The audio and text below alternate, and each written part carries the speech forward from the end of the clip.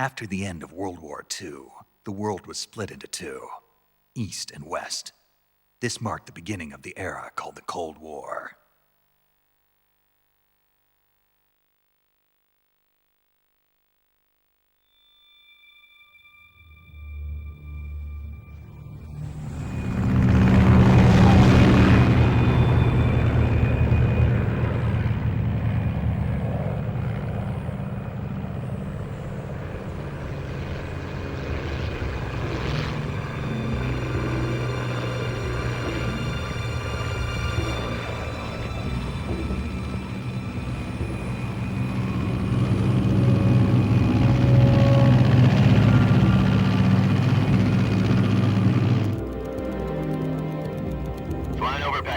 Altitude 30,000 feet.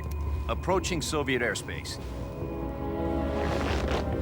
20 minutes to drop off. Commencing internal depressurization. Equipment check.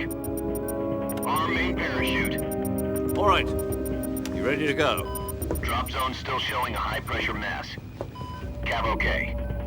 Good. We've got high visibility.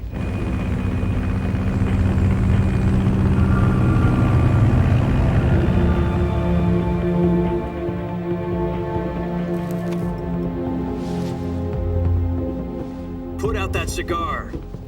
Connecting oxygen hose to interior connector. Put on your mask.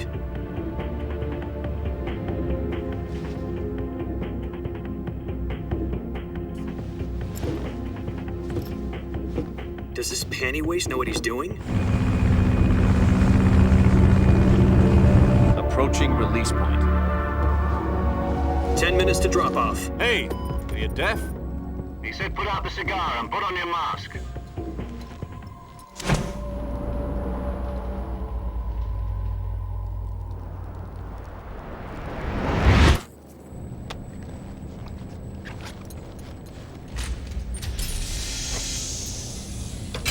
Depressurization complete. Checking oxygen supply. 6 minutes to drop off. Opening rear hatch.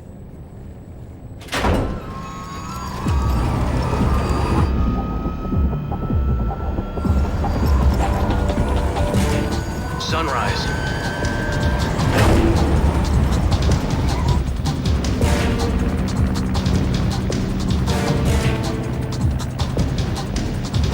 External temperature minus 46 degrees Celsius.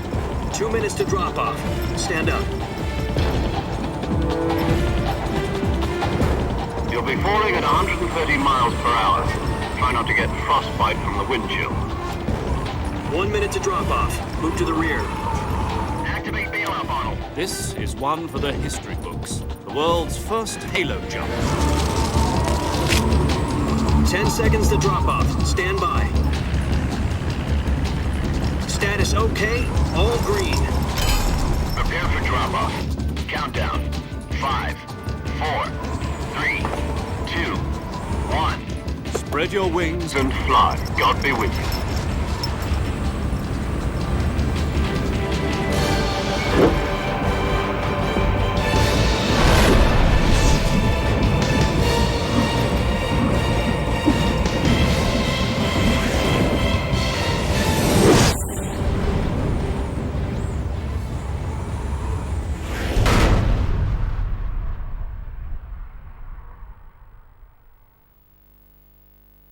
Jack, I've got some important news. The head of the CIA has finally given us the green light for the Virtuous Mission. Virtual Mission? No, the Virtuous Mission. The future of our Fox unit depends on it. If it succeeds, we'll be officially organized into a unit. Virtuous Mission? Sounds like some kind of initiation ritual. You know, don't get cocky. This isn't a training op. Right. So what exactly is this wonderful mission? Well, about 2 years ago, a certain Soviet scientist requested asylum in the West through one of our moles. His name is Nikolai Stepanovich Sokolov. He's head of the OKB-754 Design Bureau, one of the Soviets' top-secret weapon research facilities, and the East's foremost expert on weapons development. Sokolov? Isn't he that famous rocket scientist? The very same. On April the 12th, 1961, the Soviets achieved the first manned spaceflight in history. The Earth was blue, but there was no God. Well spoken. The rocket that carried Yuri Gagarin to orbit was the A-1, known as the Vostok rocket. Sokolov is said to be the man most responsible for the multi-engine cluster used in that rocket. After Gagarin's flight, Sokolov left rocket development to become the head of the newly established Design Bureau. From a lowly technician to head of a design bureau, that's quite a success story, so why'd he want to defect? It seems he'd become afraid of his own creations. Afraid? Call it a crisis of conscience. And for that, he left his country and his family behind and went over the fence? Not exactly. One of his conditions was that his family was also to be taken safely to the west. We used a mole to get the family out first and succeeded in sneaking Sokolov over the Berlin Wall shortly afterwards. I was the one who conducted the operation. The security on the eastern side was still full of holes back then. Then what? We got Sokolov over in one piece, but the whole ordeal had left him exhausted, and we checked him into a hospital in West Berlin. It took him 2 weeks and more than 600 miles to get from the research facility in the Soviet Union to Berlin. He was in no condition to say anything coherent. And it was only a week later that we had something much bigger on our hands. The Cuban Missile Crisis. October the 16th, 1962, President Kennedy received word that the Soviets were in the process of deploying intermediate-range ballistic missiles in Cuba. The President demanded that the Soviets dismantle and remove the missiles. At the same time, he announced a naval blockade to prevent further missile shipments from reaching Cuba. But the Soviets didn't back down, instead placing their armed forces on secondary alert. Soviet transport ships carrying missiles continued on course towards Cuba. US and Soviet forces went on alert for an all-out nuclear war. Frantic negotiations were conducted through the UN's Emergency Security Council and unofficial channels to end the hair-trigger standoff. Finally, on October the 28th, the Soviet Union agreed to remove its missiles from Cuba, and so the world avoided a nuclear holocaust. But in order to get the Soviets to pull their missiles out, we had to make a deal. You mean the one where the US agreed to remove its IRBMs from Turkey? No. The Jupiter IRBMs deployed in Turkey were obsolete, and we were going to get rid of them anyway. They had no strategic value whatsoever to either the US or the Russians. The Turkey deal was a ruse, a cover story that was fed to the other intelligence agencies around the world. So what did the Russians really want? Sokolov. They wanted us to return Sokolov. You mean the Soviets pulled out of Cuba just to get their hands on Sokolov? That's right. What the hell was he working on? At the time, we had no idea. We were running out of time. It was either give up Sokolov or risk full-scale nuclear war. In the end, we had no choice. President Kennedy gave in to Khrushchev's demand. The next day, I got Sokolov out of the hospital, handing him over to agents on the eastern side. Sokolov kept on screaming, "Save me," until he disappeared from my sight. Then a month ago, we received some new information from one of our moles. About Sokolov? Yes. He was taken back to the research facility and forced to continue working on the weapon in question under KGB supervision. What's more, it's on the verge of completion. So what kind of weapon is it? Something to do with space rockets? No, missiles. Same technology. I guess you're right. We don't know the details, but it appears to be a new kind of nuclear device. For half a year now, the Soviets have been conducting frequent nuclear tests at Semipalatinsk. Something to do with the weapon, I assume. We're talking about a secret weapon so big that Khrushchev was ready to pull out of Cuba to get it back. Is Sokolov still in the facility? No. According to our intelligence, he's in Selinoyarsk, a place in the mountains about 3 miles to the west that's known as the Virgin Cliffs. The Virgin Cliffs. Nice name for a virtuous mission. They moved him there just recently. Why? Apparently, they're conducting a field test of the weapon, but it's our best chance to get him back. This mission would never have been possible if he was still in the research facility. This is our last chance. Sokolov must have known that too when he contacted us.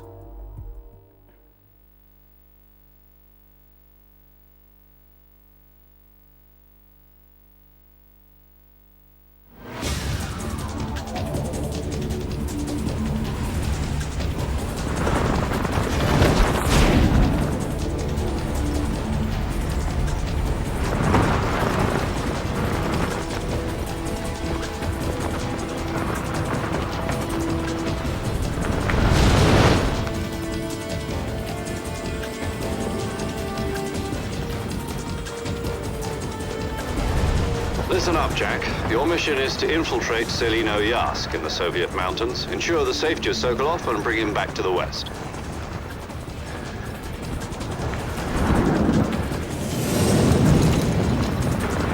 If we don't get Sokolov back before that weapon is complete, we'll be facing a major crisis. The clock is ticking.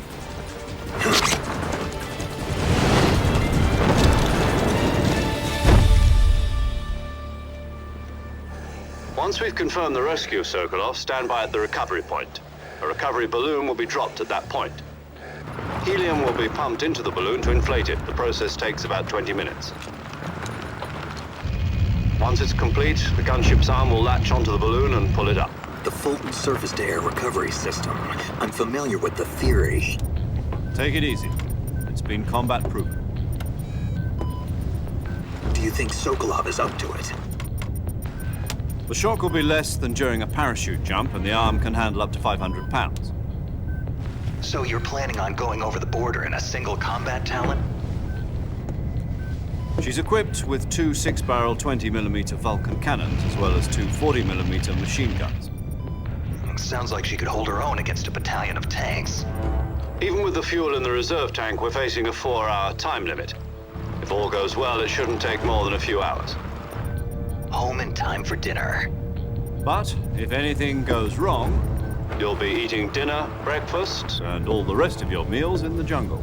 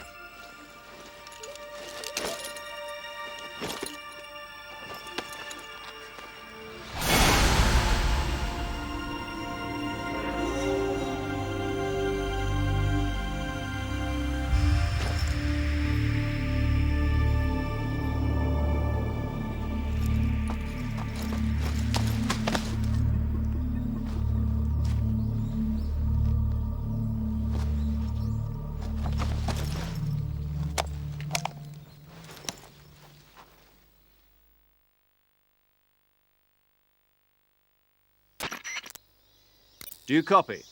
You're already in enemy territory, and somebody might be listening in. From here on out, we'll be using code names to refer to each other. Your code name for this mission will be Naked Snake. I'll be referring to you as Snake from now on. You're not to mention your real name. Snake? What, you don't like snakes? What do you mean? You've eaten one before, haven't you? In survival training. I'm glad to hear that. I don't know if I'd ever order one in a restaurant, but... Be careful, you might not have a choice. What about you, Major?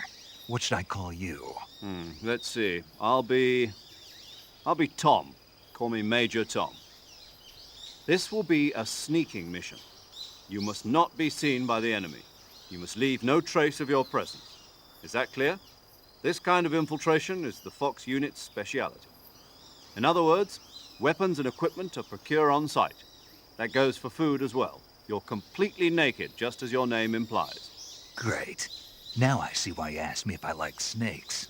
I suppose calling me Snake was your idea of a joke, too. No. There's a good reason for that. I'll tell you later when the time is right. Gotcha. Getting back to the subject, how exactly am I supposed to feed myself? You've been issued a knife and a tranquilizer gun. Use them to hunt for food. You'll also find some medical supplies in your backpack. Yeah, about the backpack. I lost it in a tree on the way down. I see. Well, you'd better go back and get it then. Do you know where it is? No problem. I can see it from here. It's stuck on a branch. To climb a tree, stand in front of a tree that's covered in ivy and press the action button. I'll be monitoring your progress over the radio. We can't risk violating Soviet airspace, but I'll be in the gunship. My frequency is 140.85. I'll give you a call if I need to talk to you. If you need to talk to me, use the send function. Okay, Snake, go get your backpack.